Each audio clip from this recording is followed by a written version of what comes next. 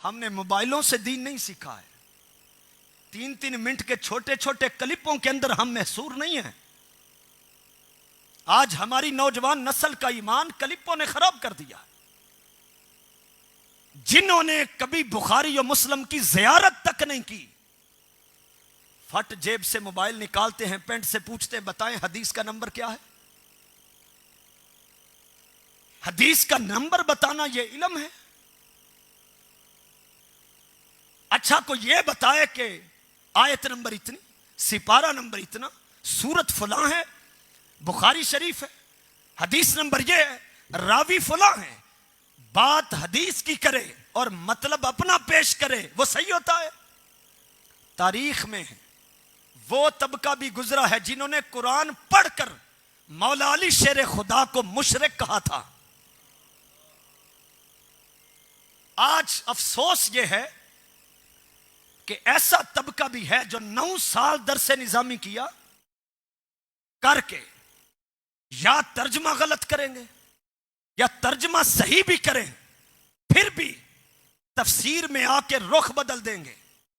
اس کی میں ایک مثال آپ کو دینا چاہتا ہوں. بڑی دیر پہلے لال رنگ کے پمفلٹ چھپے تھے، آئیے عقیدہ سیکھیے، آئیے عقیدہ سیکھیے.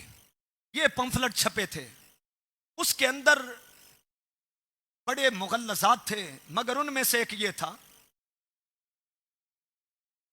کہ جن ناموں سے مسلمان اپنے بزرگوں کو پکارتے ہیں ان ناموں کی سند اور دلیل اللہ نے نازل نہیں کی ہے. مثلا یہ حضرت مولا علی شیر خدا کو مشکل کشا کہتے ہیں، یہ اس کے اوپر سرخی لکھی ہوئی تھی ہیڈنگ. داتا کہتے ہیں، مشکل کشا کہتے ہیں، دستگیر کہتے ہیں، غوث اعظم کہتے ہیں، حاجت روا کہتے ہیں. اوپر یہ ہیڈنگ دے کر کہا جن ناموں سے، یہ جو نام ہیں ان ناموں سے تم اپنے بزرگوں کو پکارتے ہو، ان ناموں سے بزرگوں کو پکارنے کی اللہ نے کوئی دلیل اور سند نازل نہیں کی. اوپر یہ ہیڈنگ دی تھی، نیچے اس کے قرآن کی آیت کا ریفرنس دیا ہے. ایک جگہ پر میں فاتحہ کہنے کے لیے ان کے گھر گیا تو یہ پمفلٹ ایسے لٹکا ہوا تھا دیوار سے، وہ پڑھ کر میرے تن بدن میں آگ لگ گئی. بندہ میرا واقف تھا، میں نے اس کو کہا یہ آپ نے کفر لٹکایا ہوا ہے. کہتا ہے قرآن کا حوالہ دیا ہوا ہے. میں نے اس کو کہا کہ یہ قرآن پڑھنے والا ہر بندہ ہی راہ حق پر تو نہیں ہوتا. یضل بہ کثیرا ویہدی بہ کثیرا. اسی قرآن کے ذریعے بہت ساروں نے ہدایت پائی، بہت ساروں نے گمراہی پائی. بھائی بارش تو ہوتی ہے، کھیتوں پہ پڑے تو پھل اور پھول اگتے ہیں، یہی بارش روڑیوں پہ پڑے تو بدبو کے ببھوکے آتے. میں نے اس کو کہا یہ غلط ہے. میں نے کہا آپ یہ قرآن کی جہاں سے آیت کا حوالہ دیا نا ابھی نکالیں. وہ باوضو تھا، اتفاق سے فوراً قرآن لے کے آیا. اب یہ توجہ کرنی ہے آپ نے، یہ ہے 27واں سپارہ اور سورت ہے والنجم. کیا ہے؟ سورت والنجم. اب اس کی آیت نمبر ہے 23. اس 23 نمبر کی عربی نہیں لکھی تھی، صرف اردو لکھ کر ساتھ حوالہ دیا تھا. بات کیا تھی؟ ان ہیا الا اسماء سمیتموہا انتم و آباؤکم ما انزل اللہ بہا من سلطان. کہ یہ فقط نام ہی نام ہیں جو تم نے اور تمہارے باپ داداؤں نے رکھ لیے. اللہ نے ان ناموں سے بزرگوں کو پکارنے کی کوئی سند نازل نہیں کی. میں نے اس کو کہا رانا صاحب آیت یہی ہے؟ کہتا جی بالکل یہی ہے. سورت، آیت کا نمبر. جب میں نے اس کے سامنے رکھا تو میں نے کہا ذرا پیچھے جائیں کہ بات کن کی ہو رہی تھی. کیا پیچھے بات داتا صاحب کی ہو رہی تھی؟ پیچھے بات غوث اعظم کی ہو رہی تھی؟ کیا پیچھے بات مولا علی شیر خدا کی ہو رہی تھی؟ کیا پیچھے دستگیر کہنے کی بات تھی؟ کیا حاجت روا کی بات تھی؟ کیا مشکل کشا کہنے کی بات تھی؟ کیا ادھر حاجت روا دستگیر کہنے کی بات تھی؟ اس سے 2 آیتیں پیچھے چلے جائیں، دودھ کا دودھ اور پانی کا پانی ہو جائے گا.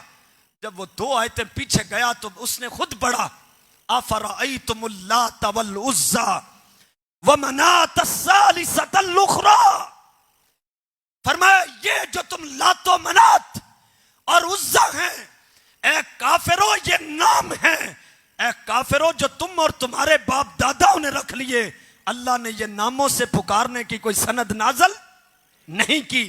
جب میں نے اس کے سامنے رکھی تو وہ سر میں خارش کرنے لگا، یار حد ہو گئی ہے، یہ کیسی بات؟ بھائی ترجمہ تو صحیح کیا تھا مگر آیت کا رخ اللہ کے ولیوں کی طرف کر دیا، اور رخ کس طرف تھا رب نے کیا؟ لات منات اور عزا یہ بت تھے، اللہ رب العزت بتانا یہ چاہتا تھا کافرو یہ فقط نام ہی نام ہے جو تم نے اور تمہارے باپ داداؤں نے رکھ لیے، اللہ نے ان ناموں سے بتوں کو پکارنے کی کوئی دلیل نازل نہیں کی۔ کتنا ظلم ہے کہ قرآن کی آیتوں کو پکڑ کے اللہ کے ولیوں پہ فٹ کر دی۔ مولا علی شیر خدا کو خارجی لوگ کہنے لگے یہ مشرک ہو گئے، پوچھا وہ کیسے؟ کہنے لگے یہ امیر معاویہ سے صلح کرنے لگے ہیں تو حکم بنایا ہے، تو قرآن کہتا ہے ان الحکم الا للہ، کہ حکم فقط اللہ ہی دے سکتا ہے، حاکم فقط اللہ ہی ہے۔ لیکن قرآن کے ذریعے جب ان کو رد کر دیا گیا، لیکن وہ اتنے بد دماغ تھے اپنی بات پہ اڑے رہے۔ میں ساہو والا میں بیٹھے ہوئے ان عاشقان رسول سے یہ کہنا چاہتا ہوں، جن بد دماغوں کو جن کی مت ماری گئی تھی، جن کے دماغ بغض علی میں خراب ہو چکے تھے، ان کو مولا علی شیر خدا قائل نہیں کر سکے تھے، آج ان بد دماغوں کی نسل کو مولا علی شیر خدا کے غلام کیسے قائل کر سکتے ہیں؟ لہذا تمہارے لیے لازم ہے اہل سنت سے جڑ کے رہیں، وابستہ رہیں، یہ حق والوں کی جماعت ہے۔